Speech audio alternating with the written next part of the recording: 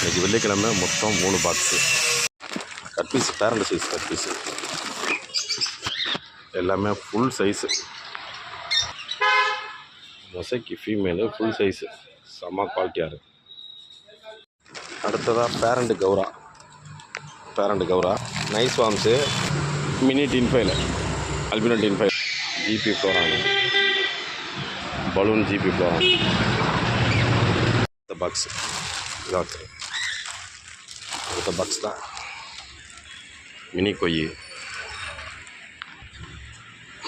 விடோடட்ரா, gold, பெரிய gold, பெரிய size gold, black மூஸு. இது ரெண்டுமே டேர்ம்டு காக்டெயிலு.